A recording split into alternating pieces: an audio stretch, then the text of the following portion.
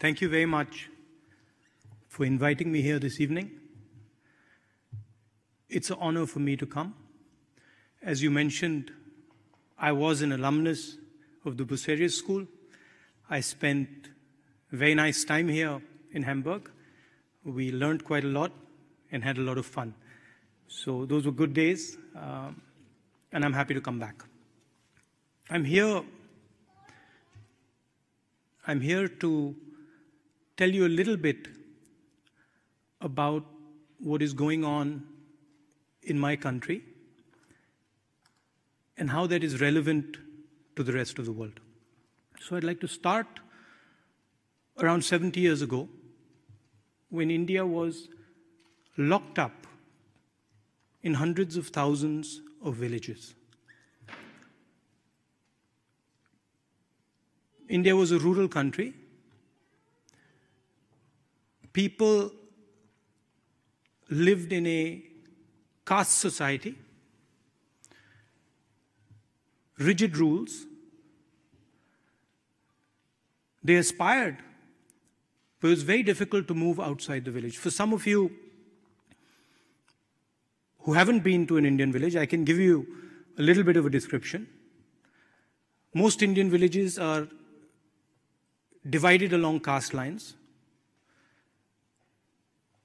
If you're a lower caste person, or if you were a lower caste person, for example, 70 years ago, you couldn't drink water from the village well. In certain spaces, certain villages, if your shadow fell on an upper caste person, the upper caste person would go and have a bath.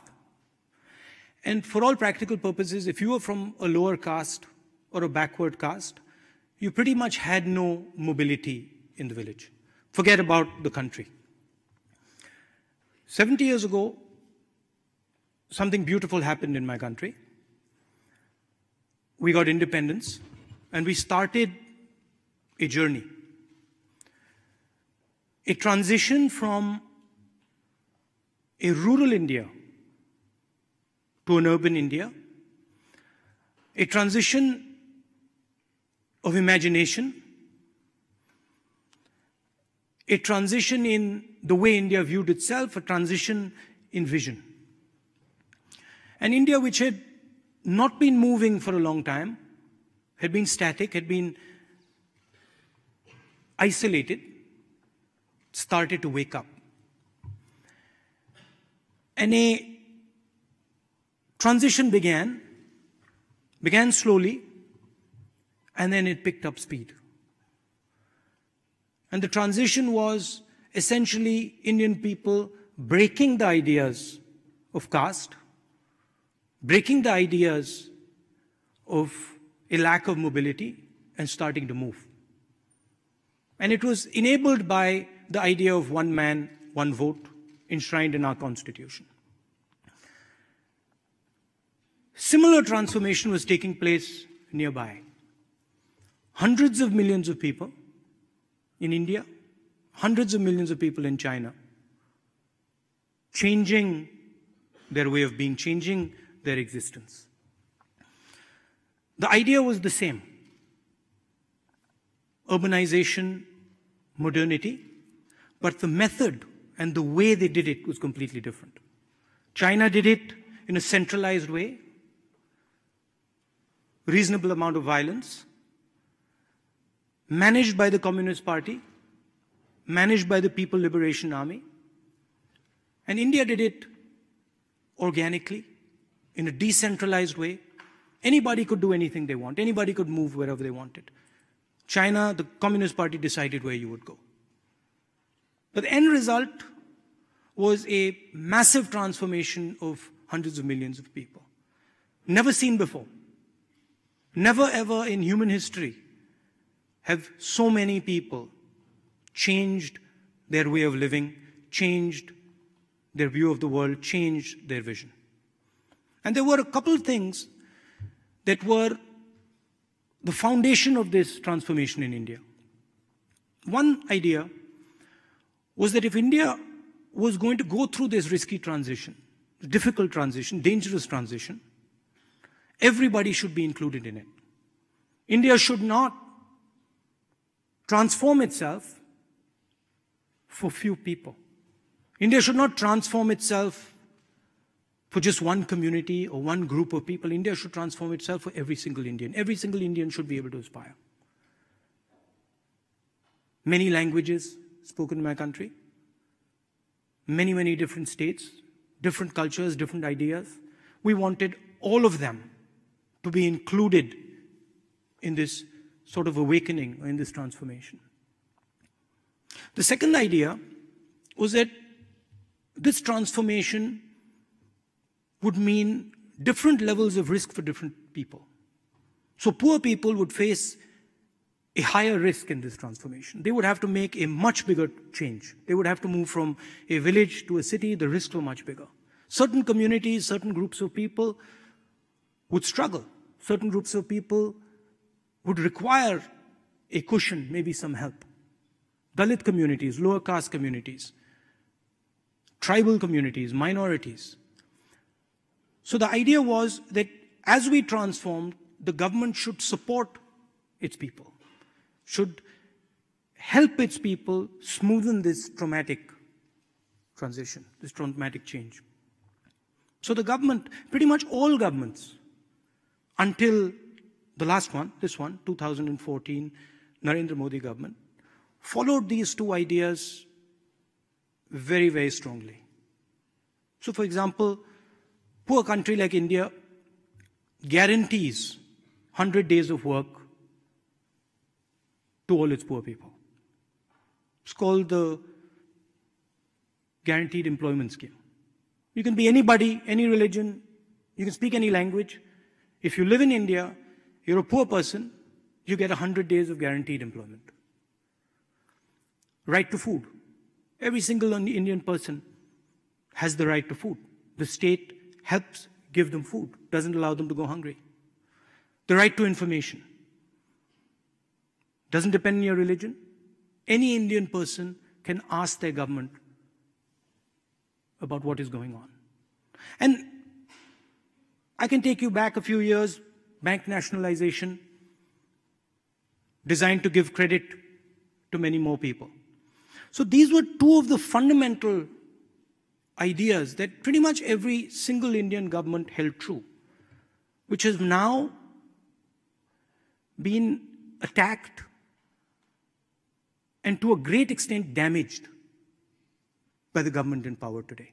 They do not feel that every single person in India should have access to the fruits of this transformation. They feel that tribal communities, poor farmers, Dalit communities, lower caste people, minorities should not get the same benefits that the elite of the country get. And our point is that the risk was everybody's. Everybody took the risk, and we feel everybody should get the reward. The other thing they've done is they've started attacking the support structures that were designed to help certain groups of people. Very recently, a law that protected the Dalit community from violence was scratched down. The right to food was weakened. The right to guaranteed employment weakened. And all the money that used to go into these schemes is now going into the hands of very few people, the largest corporates in the country. But that's not the only damage they've done. There's something much more significant and dangerous that the government has done. This transition that took place on an informal economy, took place on the back of millions of small and medium businesses that allowed people from the villages to come to the cities, to do a job for a couple months, and then go back to the village. They acted like a shock absorber. A couple of years back, the Prime Minister demonetized the Indian economy. He basically said that 1,000 rupee and 500 rupee notes would be worthless. And he destroyed the cash flows of all these small and medium businesses. Millions and millions and millions of people who worked in the informal sector were left unemployed. I want to give you a sense of the scale of this. China produces 50,000 new jobs every 24 hours. In the same amount of time, in the same 24 hours, India, a country that is approximately the same size as China, produces only 450. And they didn't stop at demonetization. They imposed a badly conceptualized, badly thought through, badly implemented goods and services tax, which complicated the lives of these small and medium businesses, and basically resulted in the closure of hundreds of thousands of them. And large numbers of people who worked in these businesses were forced back to the villages. And these three things that the government has done has made India angry. And that's what you get to read in the newspapers. When you hear about lynchings in India, when you hear about attacks on Dalits in India, when you hear about attacks on minorities in India, that's the reason for it. That a huge, powerful transformation, which is frankly shaping the entire world, requires certain protections for its people. And that protection is being taken away. And India is reacting to that. It's very dangerous in the 21st century to exclude people. And I want to give you a small example. A strong example, but a small, strong example. The United States attacked Iraq in 2003. And one of the first things they did was Executive Order 1 and Executive Order 2, which is in common parlance called de-Baathification. But in fact, it was a law that stopped a particular tribe in Iraq from getting government jobs, a law that stopped them from getting jobs in the army. And there was a history to it, so it seemed like a very innocuous decision at the time. It took the United States a couple months to defeat Saddam Hussein's army. Hardly any Americans died. Very limited number of soldiers died. Few months after the invasion, the network that was excluded from jobs in Iraq, the Tikriti tribal network, linked up with the cell phone network in Iraq and with the network of artillery shells that were left in the villages. And you got an insurgency that fought the United States and caused massive casualties to the Americans. And it didn't end there. That insurgency slowly entered empty spaces. It entered the empty space in Iraq. It entered the empty space in Syria. And then it connected with the global internet to form the horrific idea called ISIS.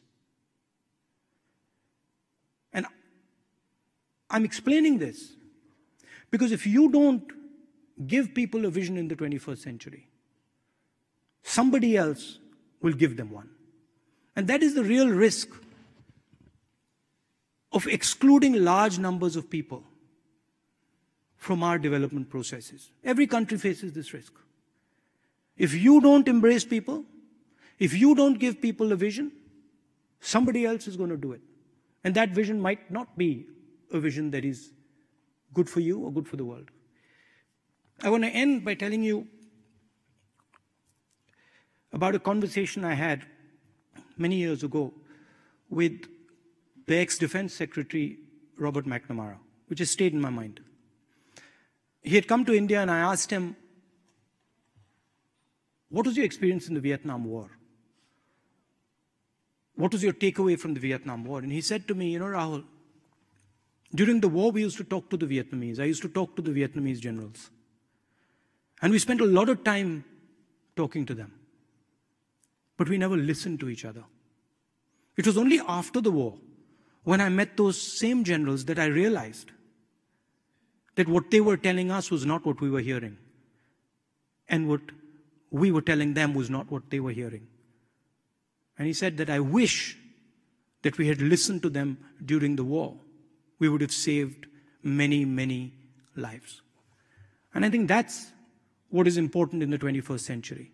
You can disagree with somebody, but in a connected world, you have to listen to what they're saying, where they're coming from. As I said recently, hate is a choice. I can fight you, I can take you on, I can compete with you, but hating you is something that I actively have to choose to do. And I think hate is a dangerous thing in a connected world. So what we do in India and the Congress Party, we work with our people, we bring them together, we try and carry as many of them as possible in this transition. And we find that when you actually go and listen to people, and they might be very different than you, they might have a different cultural background than you, they might speak a different language. But when you actually start listening to people and try to understand where they're coming from, you can get a hell of a lot done. So I'd like to end my talk by telling you that I think there is a lot of hatred in the world today, but there is not enough listening. And I think listening is something that is very, very powerful. So thank you for coming here.